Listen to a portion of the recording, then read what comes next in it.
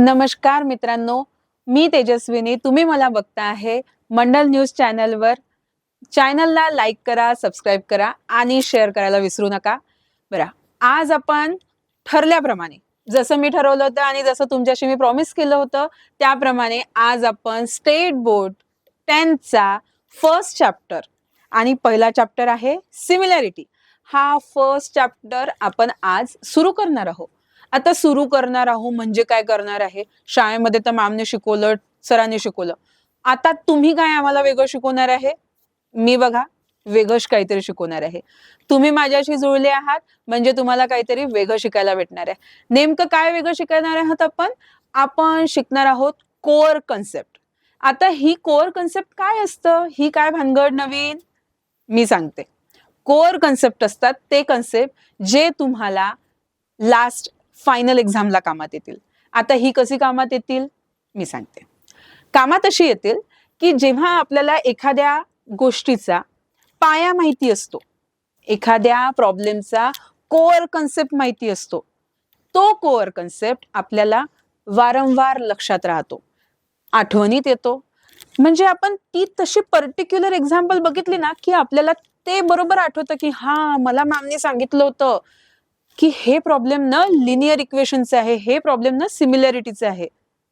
तो असतो core concept. आणि हाच कोअर कन्सेप्ट मी घेऊन आली आहे तुमच्यासाठी, तुम्हाला 10th मध्ये फुल आउट ऑफ फुल मार्क्सनी पास करवण्यासाठी. चला तर मग सिमिलॅरिटीला सुरू करूया. आता सिमिलॅरिटी म्हणजे ही प्रॉब्लेम काय आहे? सिमिलॅरिटी या चॅप्टरच्या नावामध्येच, या चॅप्टरमध्ये काय येईल हे त्याने दर्शवलं. सिमिलर म्हणजे सारखं, सारखं म्हणजे इक्वल टूचं साईन आलं. इक्वल म्हणजे राईट हँड साईड आणि लेफ्ट हँड साईड इक्वल असणे. चला, यामधला पहिला पॉइंट आहे system of linear equation. System of linear equation या नावामध्ये 4 अक्षरं आलेली आहेत. सिस्टीम ऑफ लिनियर इक्वेशन या 4ही नावाला ना आपण आधी तोडूया. कसं तोडूया? लास्ट पासून सुरुवात करू. इक्वेशन म्हणजे काय? इक्वेशन म्हणजे दोन एक्सप्रेशन ज्याच्यामध्ये इक्वल टूचं साइन आहे. हे इक्वेशन आपल्याला दर्शवतं की left hand side and right hand side या दोन्ही गोष्टी इक्वल आहेत, त्याला म्हणतात इक्वेशन. नेक्स्ट, त्याच्या आधीचा शब्द लिनियर. आता लिनियर म्हणजे काय? इक्वेशन कळलंय आपल्याला, ज्याच्यामध्ये व्हेरिएबल असतात, कॉन्स्टंट टर्म असतं, कोइफिशियंट असतो. मग या कोइफिशियंट, कॉन्स्टंट टर्म आणि व्हेरिएबल या तिन्ही गोष्टींचं मिळून जे बनतं ते असतं इक्वेशन. त्याला लिनियर का म्हटलं जातं? कारण या इक्वेशनची जी डिग्री असते, जी वर डोक्यावर लिहिलेली असते, त्या इक्वेशन मध्ये व्हेरिएबलच्या डोक्यावर जी डिग्री लिहिलेली असते त्याला म्हणतो आपण लिनियर इक्वेशन, जेव्हा त्याची डिग्री असते 1. कायमस्वरूपी लक्षात ठेवा, लिनियर हा शब्द जेव्हा येईल तेव्हा इक्वेशनची जी डिग्री असते, जी वर दिली असते व्हेरिएबलच्या, ती असते 1. त्याच्या अजून आधी येऊया, ती आहे सिस्टीम. आता सिस्टीम ही काय भानगड? सिस्टीम म्हणजे काय? तर सिस्टीम ही पॉलिटिकल नाही, ही आपली मॅथमॅटिकल सिस्टीम. सिस्टीम ही असे की ज्याच्यामध्ये आपल्याला एक्सप्रेशन बद्दल बोलायचं आहे, त्याला म्हणू आपण सिस्टीम. एक्सप्रेशनला सॉल्व कसं करायचं, एक्सप्रेशनला तयार कसं करायचं, लिनियर फॉर्म मध्ये कसं आणायचं, नॉन लिनियर मध्ये कसं आणायचं, नॉन लिनियरचं लिनियर मध्ये कसं आणायचं, याला आपण म्हणूया सिस्टीम. तर हे झालं, याचा आपण काय केलंय, पोस्टमॉर्टम केलंय इन शॉर्ट मध्ये की सिस्टीम ऑफ लिनियर इक्वेशन. आता या सिस्टीमला ना 2 भाग असतात, कन्सिस्टंट अँड इनकन्सिस्टंट. कन्सिस्टंटची काय भानगड बाबा? आता हे तर नवीनच आणलं मॅडमनी. मी सांगते, मी त्याच्यासाठीच तुमच्या समोर आले. चला, कन्सिस्टंट म्हणजे जे एक्सप्रेशन तुमच्या समोर दिलेलं आहे, जी इक्वेशन तुमच्या समोर दिलेली आहे, ती इक्वेशन सॉल्व केल्यानंतर मिळणारं पर्टिक्युलर उत्तर. कारण तुम्हाला माहितीये, तुम्ही मॅथ्सचे विद्यार्थी आहे. मॅथ्समध्ये एक भाग असा असतो ज्याचं उत्तर आपल्याला माहितीये. साधारण तुम्ही डिवायडेशनचा प्रॉब्लेम जर घेतलं तर डिवायडेशनच्या प्रॉब्लेम मध्ये recurring and non recurring number आपण याच्या आधी शिकलेलो आहोत. तर या रिकरिंग नॉन रिकरिंग मधला डिफरन्स काय आहे की ज्याच्यामध्ये तुम्हाला पर्टिक्युलर उत्तर मिळतं आणि एका प्रॉब्लेम मध्ये डिवायडेशन मध्ये पर्टिक्युलर उत्तर मिळत नाही, पॉइंट नंतर नंबर्स चेंज होत जातात पण रिपीट होत नाही. असंच आहे हे कन्सिस्टंट आणि इनकन्सिस्टंटचं भानगड. कन्सिस्टंट हे पर्टिक्युलर एक्सप्रेशन ज्याचा आन्सर तुम्हाला माहिती आहे, ज्याचे तो पॉइंट कुठे प्लॉट होईल ग्राफवर हे तुम्हाला माहिती आहे. आता ग्राफ कुठून आला बोलूया, त्यावर सुद्धा बोलूया. चला, कन्सिस्टंट आणि इनकन्सिस्टंट तुम्हाला कळलं. मग उत्तर येणार आहे म्हणजे उत्तर आणण्याच्या पण पद्धती असतील की नाही, मग त्या कुठल्या? चला, कन्सिस्टंट मध्ये दोन पद्धती आहे. एक येतं युनिक सोल्युशन आणि दुसरं असतं infinite solution. Unique solution, infinite solution. Unique म्हणजे जेव्हा एक एक्सप्रेशन तुम्हाला दिलेले आहे, एक्सप्रेशनचं एकच आन्सर आलं, युनिक सोल्युशन. एक्सप्रेशन तुम्हाला दिलेली आहेत पण त्याचे इनफायनाइट सोल्युशन होत आहेत, मग त्याला म्हणतात इनफायनाइट सोल्युशन. आता ही एक्सप्रेशन कशी ओळखायची मी सांगते.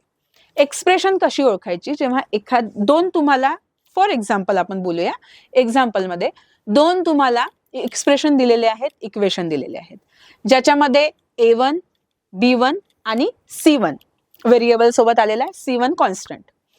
दुसरं एक्सप्रेशन आहे ज्याच्यामध्ये A2, B2 आणि C2. एक्सप्रेशन मध्ये लेफ्ट हँड साइडला तुम्हाला मिळेल व्हेरिएबल आणि तिकडे काय मिळणार? कॉन्स्टंट. X and Y सोबत A1, B1 आणि A2, B2 सुद्धा X and Y सोबत. आता जेव्हा माझा A1 upon A2, B1 upon B2, A1 upon A2 म्हणजे पहिल्या एक्सप्रेशन मधला A1 घेते आहे मी, दुसऱ्या एक्सप्रेशन मधला A2 घेते आहे जो X सोबत आलेला आहे.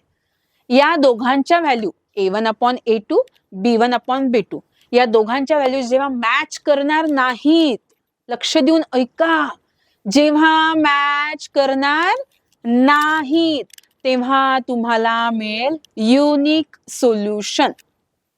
तेव्हा तुम्हाला मिळेल युनिक सोल्युशन. आता मग मी ग्राफ बद्दल काहीतरी बोलली होती, आठवतं का तुम्हाला? मी काहीतरी बोलली होती ग्राफ बद्दल. काय बोलली होती?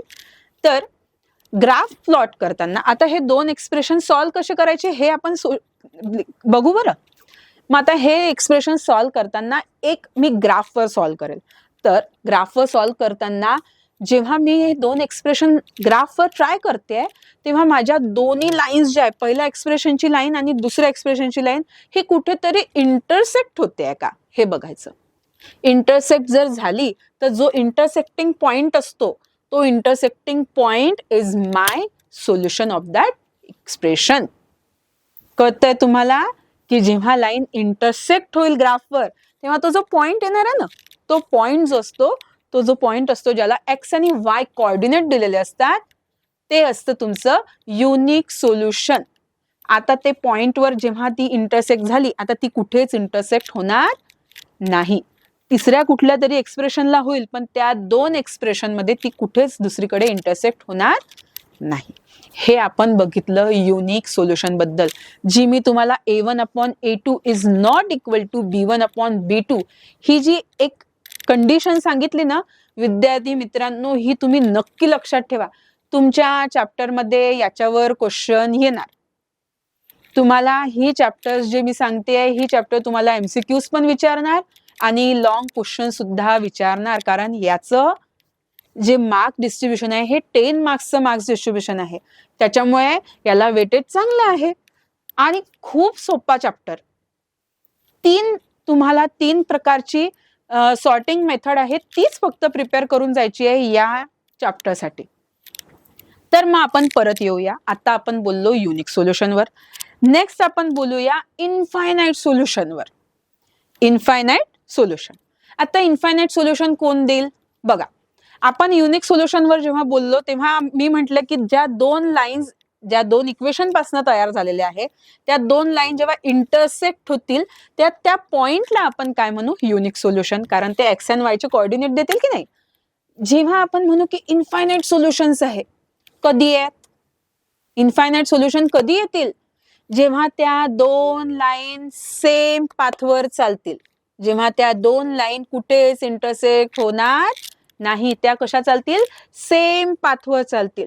म्हणजे एक एक्सप्रेशन एक लाईन देते आहे आणि दुसरं एक्सप्रेशन सेम लाईन देते आहे, सेम लाईन देते आहे, तर ती काय झाली? एकमेकांवर कोइन्सिडेंट झाली. कोइन्सिडेंट जेव्हा ती लाईन को इन्सिडेंट राहील तेव्हा ती प्रत्येक पॉइंटवरनं आणि एक्स अँड वाय कोऑर्डिनेटवरनं जाईल. ते प्रत्येक पॉइंट त्याचं काय असणार आहे, सोल्युशन असणार आहे. म्हणून मी म्हणते की याला काय आहे, इनफायनाइट सोल्युशन, एक सोल्युशन नाही. बर, मग याची एक कंडिशन असेल की नाही? ती कंडिशन कुठली? जशी पहिली युनिक सोल्युशनची कंडिशन आठवती तुम्हाला? सांगा बघू काय होती? माझ्यासोबत रिपीट करा. A1 upon A2 is not equal to B1 upon B2. आत्ता बघायची आहे आपल्याला infinite सोल्युशनची. A1 upon A2 is equal to B1 upon B2 is again equal to C1 upon C2. आता तुम्ही माझ्यासोबत रिपीट करणार आहात, म्हणजे आपल्याला हे कायमस्वरूपी लक्षात ठेवायचं आहे बरं. A1 upon A2 is equal to B1 upon B2 is again equal to C1 upon C2. म्हणजे दोन्हीही लाईनचे जे कोएफिशियंट आहे आणि कॉन्स्टंट सुद्धा ते काय आहे, इक्वल आहेत. इक्वल आहे म्हणून तर कोइन्सिडेंट होते की नाही? कोइन्सिडेंट एकमेकांवर आहेत ना, ते एकाच लाईन मध्ये चालले आहेत. तर सोल्युशन किती देतील? Infinite solution. हे टाइप्स कशाचे सांगितले मी तुम्हाला? थोडं रिकॉल करा, आठवा बघू कशाचे सांगितले हे पॉइंट मी तुम्हाला. कन्सिस्टंट सिस्टीमचे. सिस्टीमचे दोन प्रकार होते, कन्सिस्टंट, इनकन्सिस्टंट. मी तुम्हाला सांगते कन्सिस्टंट बद्दल बोलतोय ना आपण. कन्सिस्टंट मध्ये दोन प्रकार सांगितले, युनिक सोल्युशन आणि इनफायनाइट सोल्युशन. आता आपला राहिलेला आहे इनकन्सिस्टंट. इनकन्सिस्टंट म्हणजे काय? आता ही नवीनच भानगड आहे ना. इनकन्सिस्टंट म्हणजे इंटरसेक्ट झालं, एकमेकांवर आलं, कोइन्सिडेंट झालं. आता हे काय नवीनच इनकन्सिस्टंट. इनकन्सिस्टंट म्हणजे जेव्हा दोन एक्सप्रेशन, दोन लाईन देतील आणि त्या लाईन पॅरलल जातील. कशा जातील? पॅरलल, एकमेकांना पॅरलल. कुठेच इंटरसेक्ट होणार नाही, कुठेच त्या एकमेकांना टच होणार नाही, कोइन्सिडेंट होणार नाही. त्या कशा जातील? पॅरलल जातील. जेव्हा त्या पॅरलल जातील विद्यार्थी मित्रांनो, तेव्हा आपल्याला कुठल्याच प्रकारचं सोल्युशन मिळणार नाही. कारण त्या काय म्हणतील? तुम तुम्हारे रास्ते, हम हमारे रास्ते. मग रास्ते अलग आहे, तो एक्सप्रेशनचे इक्वेशन सोल्युशन कसे मिळेल? सोल्युशन मिळणार नाही. म्हणून इनकन्सिस्टंट जेव्हा एक्सप्रेशन असतात, जेव्हा तुम्हाला एक्स वाय या ऍक्सिसवर दोन लाईन पॅरलल जाताना दिसतात आहे, अशा आडव्या किंवा अशा, तर अशा वेळी तुम्हाला समजायचं आहे की हे एक्सप्रेशन कसं आहे? इनकन्सिस्टंट आहे. लक्षात घ्या. आता आपण बघतो आहे फर्स्ट चॅप्टर. मग आता या फर्स्ट चॅप्टर मध्ये मी बघितलं इक्वेशन, लिनियर इक्वेशन, सिस्टीम पण बघितली. आता या सिस्टीमला सॉल्व करण्यासाठी पण तर काहीतरी मेथड असेल ना. तर माझ्याजवळ मेथड आहे elimination method, substitution method, determination method आणि ग्राफिकल मेथड.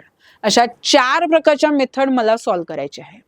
माझ्याजवळ 2 एक्सप्रेशन आहेत, ते 2 एक्सप्रेशन सॉल्व करण्यासाठी मला 4 चॉईसेस दिलेले आहे.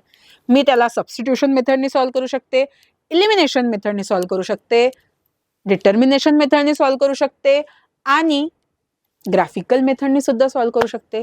विद्यार्थी मित्रांनो, जेव्हा आपल्याला पेपर येतो त्या पेपरमध्ये बरेचदा असं दिलेलं असतं की हे जे एक्सप्रेशन दिलं आहे हे ग्राफिकल मेथडने सॉल्व करा, हे जे एक्सप्रेशन दिलेलं आहे हे सबस्टिट्यूशन मेथडने सॉल्व करा, हे एक्सप्रेशन डिटर्मिनेशननी करा आणि हे एक्सप्रेशन एलिमिनेशननी करा. म्हणजे विचारणारा तुम्हाला कदाचित असंही विचारू शकते ना की कुठल्या तरी मेथडनी सॉल्व करा. म्हणजे तुम्हाला 4 पैकी 4ही मेथड आल्याच पाहिजे. आणि मी तुम्हाला विश्वासाने सांगते की या 4ही मेथड अगदी सोप्या आहेत जर तुम्हाला लिनियर इक्वेशनचा अर्थ कळतो. याचा जर अर्थ तुम्हाला कळला आहे, intersecting line, unique solution, infinite solution आणि नो सोल्युशन हे जेव्हा तुम्हाला कळलेलं आहे, याचा अर्थ काय आहे माहितीये की तुम्हाला हे जे 4 पद्धती आहे या तुम्ही इझिली सॉल्व करू शकता, अगदी इझिली. आणि त्यासाठी तुम्हाला बुकचा रेफरन्स घ्यावा लागेल. जे सॉल्व एक्झाम्पल्स असतात, जी तुमची टीचर असतात ती तुम्हाला शिकवतात ना, सॉल्व एक्झाम्पल यूज करतात का? जर करत नसतील तर ती तुम्ही यूज करा. मी जी तुम्हाला 3 कंडिशन्स सांगितलेली आहे त्या 3ही कंडिशनला लक्षात ठेवा. आणि लक्षात ठेवताना एक गोष्ट नक्की लक्षात ठेवा की जेव्हा नो सोल्युशन येतं तेव्हा A1/A2 is equals to B1/B2, but C1/C2 is never equals to B1/B2 or A1/A2. म्हणजे कॉन्स्टंट तुमचा वेगळा असतो नो सोल्युशन मध्ये. तर या 3 कंडिशन्स ज्या आहेत जर त्या तुम्हाला माहिती असेल तर तुम्ही लगेच सोल्युशन आन्सर सांगू शकता. आणि या ज्या 4 तुम्हाला मी मेथड सांगितले आहे या 4ही मेथड तुम्हाला प्रिपेअर करूनच तिथे जायचं आहे. लक्षात ठेवा, सगळ्यात लास्ट वाला फॉर्म्युला, सगळ्यात लास्ट वाला कन्सेप्ट जो आपण याच्यामध्ये शिकणार आहोत तो कन्सेप्ट आहे नॉन लिनियर फॉर्मचं लिनियर फॉर्म मध्ये कसं कन्व्हर्जन करायचं. तर नॉन लिनियर फॉर्मचं लिनियर फॉर्म मध्ये कन्व्हर्जन करताना तुम्हाला याच मेथडचा यूज करायचा आहे, सबस्टिट्यूशन किंवा एलिमिनेशनचा. सबस्टिट्यूशन आणि एलिमिनेशन मेथडचा यूज करून तुम्ही हमखास सॉल्व करू शकता नॉन लिनियर एक्सप्रेशनला लिनियर एक्सप्रेशन मध्ये कसं करायचं. तर विद्यार्थी मित्रांनो, हा होता आपला कोअर कन्सेप्ट. तुम्हाला तुमच्या स्कूलमध्ये शिकवणार आहे कुठल्या पद्धतीने इक्वेशन सॉल्व करायचे आणि कसे करायचे. हे 4 मेथडच्या बाहेर कुठलीच मेथड येणार नाही. तुम्हाला मी आज इथे सांगितले आहे कोअर कन्सेप्ट. म्हणजे at the end of the preparation जेव्हा तुम्ही पुन्हा हा व्हिडिओ बघाल किंवा कदाचित 4थ्यांदा 5व्यांदा जेव्हा हा व्हिडिओ बघाल तेव्हा तुम्हाला लक्षात येईल की आपण जे आतापर्यंत प्रिपरेशन केलं त्याचा कोअर कन्सेप्ट जो आहे हा मॅमनी पहिलेच सांगितला. तर तुम्ही अभ्यास करताना कुठलाही सब्जेक्ट असू दे, अभ्यास करताना नक्की असा अभ्यास करा की कोअर कन्सेप्ट जो असतो त्या चॅप्टरला तुमच्याशी बोलायचं काय आहे, त्या चॅप्टरला तुमच्याशी सांगायचं काय आहे, तुम्हाला त्याच्यातनं काय शिकवायचं आहे त्यांना, हे तुम्हाला कळलं पाहिजे. त्याला म्हणतात कोअर कन्सेप्ट. आपण यावरच काम करणार आहे. या पूर्ण प्रोग्राम मध्ये आपण कोअर कन्सेप्ट वरच काम करणार आहे. तर तुम्ही माझ्याशी जोडलेले आहात मंडळ न्यूज चॅनल मध्ये आणि माझ्याशी पुन्हा संपर्कात राहण्यासाठी दिलेल्या ईमेलवर DM करा. मी तुमच्याशी संपर्क करेल, तुम्हाला कॉन्टॅक्ट करेल. आणि stay tune with me for the next update. Thank you.